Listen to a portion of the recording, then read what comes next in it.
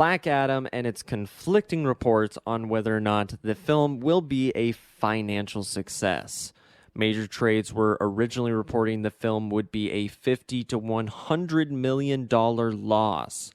But then Dwayne Johnson came out to the defense of his film, and it should be noted that WB Discovery has also disputed the claim. So we've got Dwayne coming out on his social media saying, actually, guys, my financial people have confirmed it before I wanted to say anything. It's actually going to make, I think they said like 40 or 50 million profit. Either way, the original report's saying it's going to lose somewhere between 50 to 100 million. Now they're saying it might make around 40 million.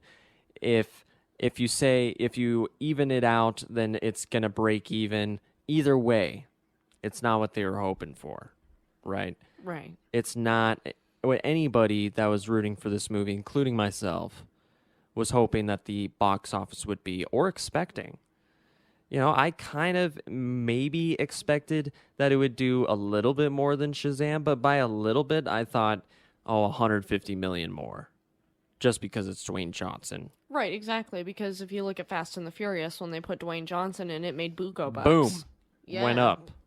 And you instantly saw those films started having an increased box office.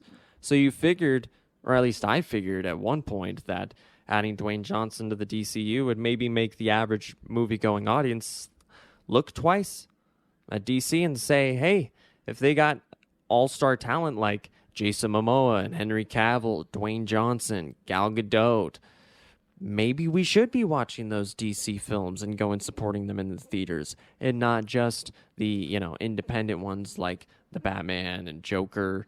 But yeah, so it's really weird that we've had so many conflicting reports from these major trades like Hollywood Reporter, Variety, Deadline are all saying that Black Adam's a mess, a financial disaster, basically, and that chances of a sequel are now desperately in question. And that was reported basically after the third weekend, I want to say. So this isn't really any new news on that front. But then you got Dwayne Johnson almost coming out, I don't know, not petty or passive-aggressive, but he's just saying, hey, guys, no, it's not a financial loss. We made money.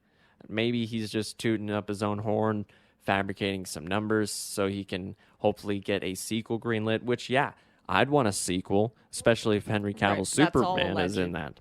Right. But what do you think? Well, it's hard to say, because even if they did make money, these reports have gone out and have gone viral, and that's damaging in and of itself. Even if you made money, people think you didn't. So now they're already like, well, we're probably not going to get a sequel, and if we didn't, is it going to be any good? So I think it's already kind of poisoning the water, unfortunately.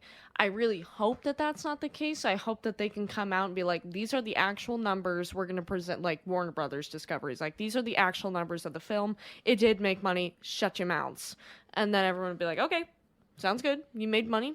It's a success. We'll stamp it with a success. We're good. And I hope that, they can greenlight a second movie at least. Like, even if people don't want to see it, or anything like that, or aren't looking for a Black Adam sequel, I think it would be good to, put Superman or put Shazam in it. It extends that storyline.